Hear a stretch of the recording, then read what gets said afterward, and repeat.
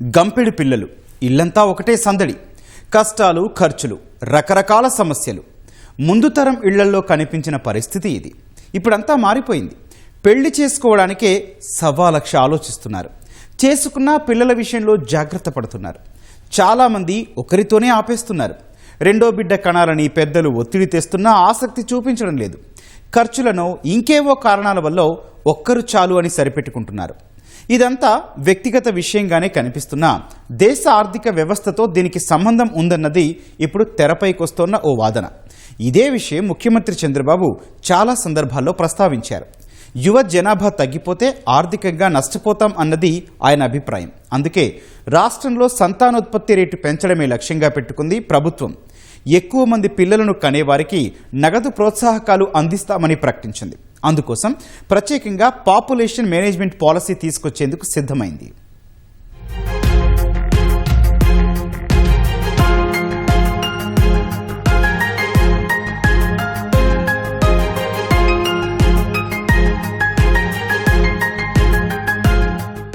ఒకప్పుడు కుటుంబ నియంత్రణ కోసం నేను పనిచేశాను.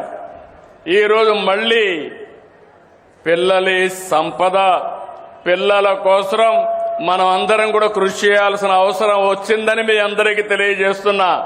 మీరు అనుకుంటున్నారు పిల్లలు భారం అని. కాదు, పిల్లలే మీకు సంపదను నిరూపించే బాధ్యత నాదని మరొకసారి హామీ ఇస్తున్నా. పిల్లల్ని కనండి, వాళ్లే మన సంపద. ఇలా 1-2 సార్లు కాదు, సందర్భం వచ్చిన ప్రతిసారి చెబుతూనే ఉన్నారు సీఎం చంద్రబాబు. దక్షిణాది రాష్ట్రాల జనాభా తగ్గుతోంది అన్నది ఆయన ప్రధానంగా ప్రస్తావిస్తున్న అంశం. జనాభా ఆధారంగానే రాష్ట్రాలకు కొన్ని రకాల ప్రయోజనాలు అందుతాయని, అవన్నీ కోల్పోవలసి వస్తుందని అంటున్నారు చంద్రబాబు. అందుకే సంతానోత్పత్తి రేటు పెరగాలన్న ఆకాంక్షను వ్యక్తం చేశారు. అయితే ఇదేదో ఊరికే చెబితే కేవలం ఓ అభిప్రాయం లాగానే మిగిలిపోతుంది. అలా కాకుండా మార్పు తేవాలంటే ప్రత్యేకంగా ఓ పాలసీ తీసుకురావాలని భావించారు. అందుకే ఆ దిశగా కసరత్తు జరిగింది. సంతానోత్పత్తి రేటు పెంచడమే లక్ష్యంగా ప్రత్యేకంగా పాపులేషన్ మేనేజ్మెంట్ పాలసీని తీసుకురావాలని ప్రణాళికలు సిద్ధం చేసింది. ఇప్పటికే ఇందుకు సంబంధించిన డ్రాఫ్ట్పై మేధోమథనం జరుగుతోంది.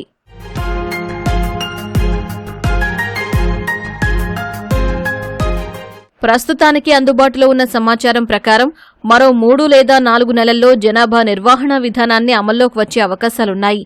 ఇప్పటికే అధికారికంగా ప్రభుత్వ వెబ్సైట్లో ఇందుకు సంబంధించిన వివరాలు పొందుపరిచింది ప్రభుత్వం. ప్రతి కుటుంబం ముఖ్యం, మీ అభిప్రాయం మార్గదర్శనం అనే ఉద్దేశంతో అభిప్రాయ సేకరణను మొదలుపెట్టింది. ఈ వెబ్సైట్లోనే మొత్తం 9 ప్రశ్నలు ఉంచింది. ఓ కుటుంబంలో ఎంతమంది పిల్లలు ఉండాలని భావిస్తున్నారు, యువ జనాభా తగ్గిపోవడానికి కారణాలేంటి లాంటి ప్రశ్నలు అందులో ఉన్నాయి. వాటికి ప్రజలు ఇచ్చే సమాధానాల ఆధారంగా ఈ జనాభా నిర్వహణ విధానాన్ని సమర్థంగా అమలు చేయాలని భావిస్తోంది ప్రభుత్వం. ప్రాంతం, జిల్లా, పేరు, వయసు ఇలా అన్ని వివరాలు అందులో ఇచ్చి ప్రజలు తమ అభిప్రాయాన్ని పంచుకోవచ్చు. అంటే ఈ పాలసీ అమలు చేయడానికి ముందే అన్ని కోణాల్లో అధ్యయనం చెయ్యాలన్నది ప్రభుత్వ లక్ష్యంగా కనిపిస్తోంది.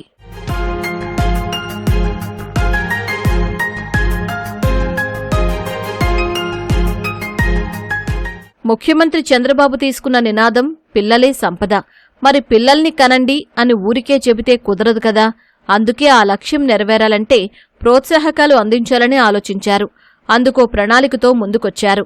రాష్ట్రంలో ఎవరైనా 3వ బిడ్డను కంటే వారికి తక్షణమే 30,000 రూపాయలు, అదే 4వ బిడ్డను కంటే 40,000 ప్రోత్సాహకంగా అందిస్తామని ప్రకటించారు చంద్రబాబు.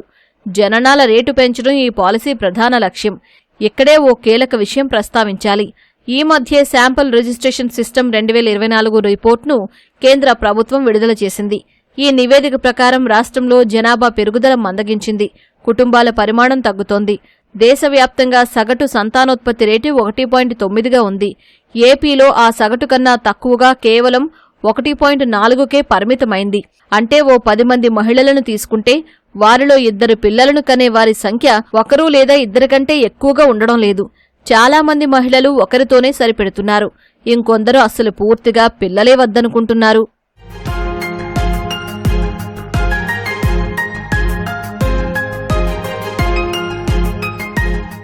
నేషనల్ రీప్రొడక్షన్ యావరేజ్ 0.9గా ఉంటే ఏపీలో ఇది 0.7కి పరిమితమైంది. అంటే సంతానోత్పత్తి తగ్గుతోందని అర్థం. కొందరి పరిశీలన ఆధారంగా చూస్తే ప్రస్తుతం ఏపీలో కేరళ, తమిళనాడు తరహాలోనే చిన్న కుటుంబాలు పెరుగుతున్నాయి. అంతేకాదు శాంపిల్ రిజిస్ట్రేషన్ సిస్టమ్ రిపోర్ట్ ప్రకారం దేశంలోనే పిల్లల జనాభా తగ్గుతున్న రాష్ట్రాల్లో ఆంధ్రప్రదేశ్ కూడా ఒకటిగా నిలిచింది. 14 ఏళ్లలోపు వారి సంఖ్య కేవలం 19% పరిమితమైంది. కుటుంబాలు చిన్నవిగా మారిపోవడం, ఆలస్యంగా పెళ్లి చేసుకోవడం, మహిళలు పిల్లల్ని కనేందుకు పెద్దగా ఆసక్తి చూపించకపోవడం, కుటుంబ నియంత్రణపై అవగాహన పెరగడం లాంటి అంశాలు బాగానే ప్రభావితం చేస్తున్నాయన్నది ఈ రిపోర్ట్ చెప్పిన మరో ముఖ్యమైన విషయం. అందుకే జాతీయ సగటు కన్నా తక్కువగా నమోదైంది రాష్ట్రంలో సంతానోత్పత్తి రేటు. ఇప్పుడు అర్థమైందిగా ప్రభుత్వం పిల్లలే సంపద అనే నినాదం ఎందుకు తీసుకుందో. ప్రతిపాదిత విధానానికి సంబంధించి ప్రత్యేకంగా ఓ ఫ్రేమ్ వర్క్ తయారు చేసే పనిలో నిమగ్నమైంది ప్రభుత్వం. దేశ ఆర్థిక వ్యవస్థకు తమ వంతు వాటాను అందిస్తున్న రాష్ట్రానికి జనాభా సమస్య రాకూడదు అన్నది ప్రభుత్వ ఉద్దేశం. అందుకే సమస్య పరిష్కారానికి అన్ని విధాలుగా మేధోమథనం సాగిస్తోంది. ఉద్యోగం చేసే మహిళలకు సురక్షితమైన రవాణా సౌకర్యాలు అందించడం, పిల్లలకు క్రెచ్ వసతి కల్పించడం లాంటివి చర్చకొస్తున్నాయి. పిల్లల్ని కనాలని మహిళలను ప్రోత్సహిస్తూనే వారి ఆరోగ్యంపైన దృష్టి సారించే విధంగా ఈ విధానాన్ని రూపొందించాలని భావిస్తోంది.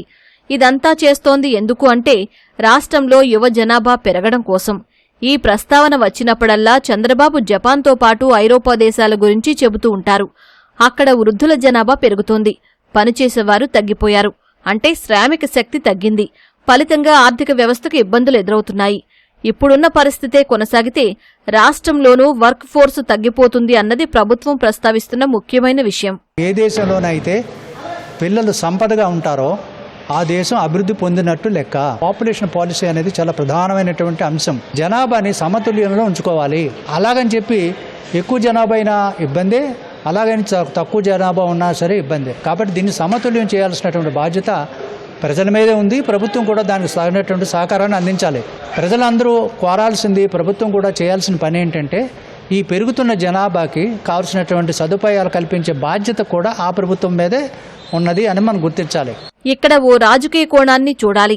జనాభా ఆధారంగా నియోజకవర్గాల్లో మార్పులు చేర్పులు చేసినప్పుడు ఎంపీ సీట్లు పెరుగుతాయి.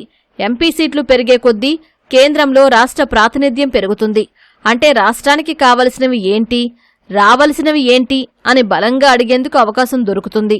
తద్వారా రాష్ట్ర ప్రయోజనాలను సాకారం చేసుకునేందుకు వీలవుతుంది. ఇది కూడా సీఎం చంద్రబాబు పలు సందర్భాల్లో ప్రస్తావించిన విషయమే. ఇక్కడ మరో అంశం ప్రస్తావించాలి. ఒకప్పుడు ఆంధ్రప్రదేశ్, తమిళనాడు లాంటి రాష్ట్రాలు సంతానోత్పత్తి రేటును తగ్గించడంలో చాలానే కృషి చేశాయి. కుటుంబ నియంత్రణపై పెద్ద ఎత్తున అవగాహన కల్పించి విజయం సాధించాయి. కానీ మారుతున్న పరిస్థితులకు అనుగుణంగా ఇప్పుడు పిల్లలే సంపద అనుకోవాల్సి వస్తోందని చంద్రబాబే స్వయంగా చాలాసార్లు చెప్పారు. అంతేకాదు, స్త్రీ శిశు సంక్షేమ శాఖ ద్వారా తల్లులకు, పిల్లలకు పౌష్టికాహారం అందించేలా అంగన్వాడీ కేంద్రాలను కూడా బలోపేతం చేస్తున్నామని అంటోంది ప్రభుత్వం. ఇదంతా జనాభా నిర్వహణ విధాన అమలుకు సన్నద్ధతగా అనుకోవచ్చు.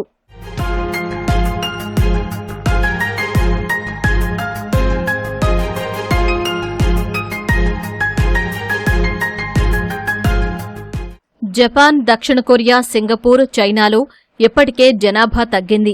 అందుకే దిద్దుబాటు చర్యలు మొదలుపెట్టాయి ఆయా దేశాలు. ఎక్కువ మంది పిల్లల్ని కంటే ట్యాక్స్ మినహాయింపులు, బోనస్లు, సబ్సిడీలు అంటూ ప్రోత్సాహకాలు అందిస్తున్నాయి. అక్కడి విధానాలను జాగ్రత్తగా పరిశీలిస్తోంది ప్రభుత్వం. ఇప్పుడున్న సమాచారం ప్రకారమైతే అక్కడ అన్ని ప్రోత్సాహకాలు ఇచ్చినా పెద్దగా మార్పైతే రాలేదు. అంటే కేవలం ఇలా తాయిలాలు ఇస్తామన్నంత మాత్రాన పూర్తిగా సమస్య పరిష్కారం కాదు. ఇక్కడే ఓ వాదన గట్టిగా వినిపిస్తోంది. ఎక్కువ మంది పిల్లల్ని కంటే నగదు ఇస్తారు సరే, కాని ఇప్పుడున్న పరిస్థితుల్లో పిల్లల్ని పెంచడం అంటే అంత ఆషామాషీ వ్యవహారం కాదు. పాలపొడి నుంచి అన్ని ధరలు పెరిగిపోయాయి. చదువుల ఖర్చులు ఎలా ఉంటున్నాయో ప్రత్యేకంగా చెప్పాలా? మరి ప్రభుత్వం ఇచ్చే 30-40 వేల కోసం ఇదంతా ఎందుకు భరించాలి అన్నది బలంగా వినిపిస్తున్న మాట.